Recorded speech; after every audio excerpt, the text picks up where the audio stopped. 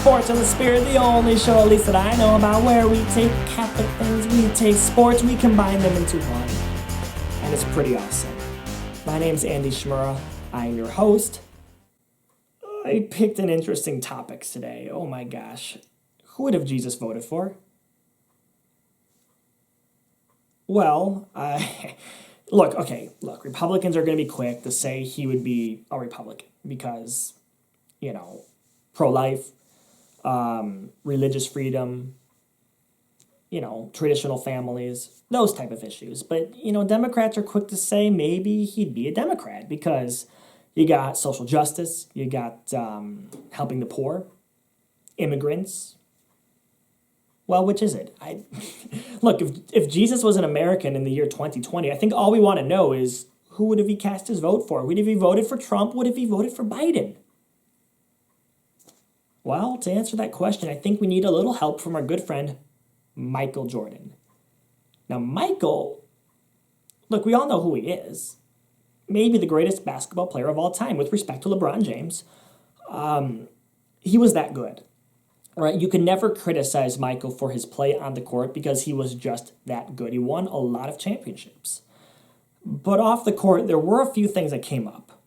You see, in the year 1990, there was a very important election in the U.S. Senate race. This was in the state of North Carolina, which was Michael Jordan's home state. You had this guy by the name of Jesse Helms, who was a Republican incumbent.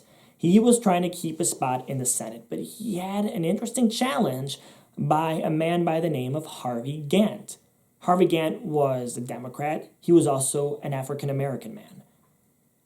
You see the issue. They really wanted Harvey Gantt to win this thing. A lot of people were rooting for him. If this is going to happen, maybe you get Michael Jordan to endorse somebody. That'll change a lot of minds. That'll convince people to go for him. But Michael never did it, and Gantt lost the election. Why didn't he do it? That's so strange. We all just assumed that he was going to, but why didn't he? Well, some people thought it was about money, because later he made that infamous comment, quote, "Republicans buy sneakers too." He was referring to his shoe deal with Nike when he said that. And they thought, well, maybe, if he endorses a guy, you're going to have guys boycotting his shoes. He'll make less money. But I don't think that's it. That was just a comment he made on a bus with some teammates. I really think more than anything else, he just wasn't a political guy. And that's the thing. With Michael Jordan's career, you see pretty consistently, he never really got involved into politics. Some athletes do. And that's okay. They can do that. That's their right. Michael Jordan, wasn't his thing. I mean, he liked basketball. He didn't care much about politics. There's nothing wrong with that. But people wanted him to be that political leader. Does that remind you from somebody in the Bible? Is there a guy in the Bible who people wanted to be a political leader but wasn't? Yeah, there was. That was Jesus.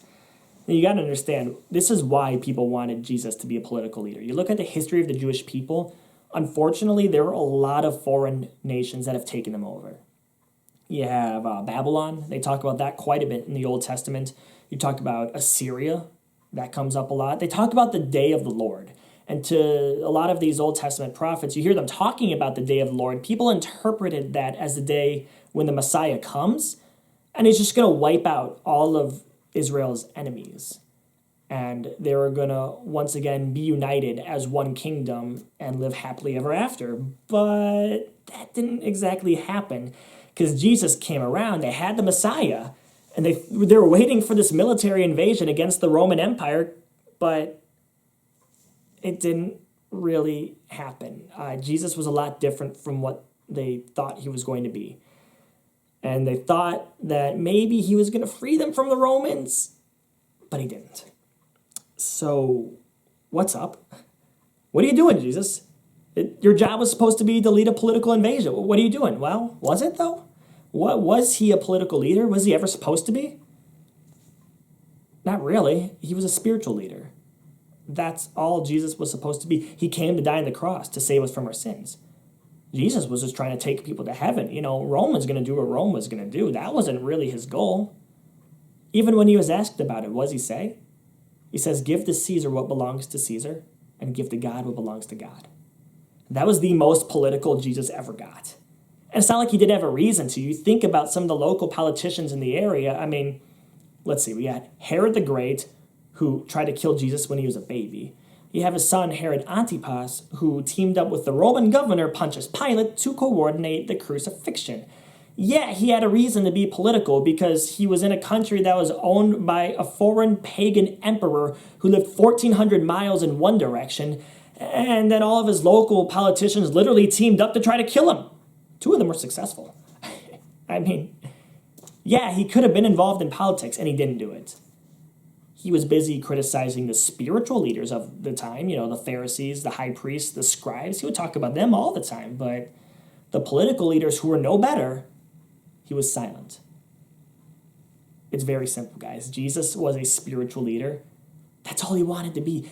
He just wanted to bring people into heaven. I think we can learn a lot from that nowadays. If Jesus was around in 2020, look, you can decide who he would have voted for, okay? But here's what I don't think he would have done. He would have gone off on these political rants explaining why he's right about everything and everybody else is an idiot. He wouldn't get into these massive Trump versus Biden debates. I doubt he'd even put a sign in his front yard. I don't think he would have cared. I think he would have voted and let that be the end of it because he cares about much more important things. Earthly politics is going to pass away just like everything else does. But where are we going to be when we die? Where are we going for all of eternity? Where are our friends going? Our family? What's going to happen? These are the essential questions. This is going to affect our lives forever. Jesus wanted to make sure that we're happy with him in heaven for all of eternity. So politics are just whatever to him because that's not going to affect anybody for all of eternity. I think that's really what it's all about.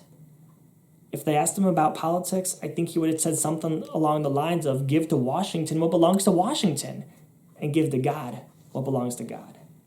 Guys, it's okay to be interested in politics. It's okay to have opinions and to even get involved in politics. And obviously we should vote. We should do that. But we can't pretend this is the most important thing that's going to affect us for all of eternity because it's just not. And if we're learning from Jesus' example, I think it's focusing on things that are above politics. Focus on things that will last forever, not just for a short period of time. Most importantly, give to Caesar what belongs to Caesar. Give to God what belongs to God. From St. Thomas More in Appleton, Wisconsin, my name's Andy Schnorr. I'll see you next time.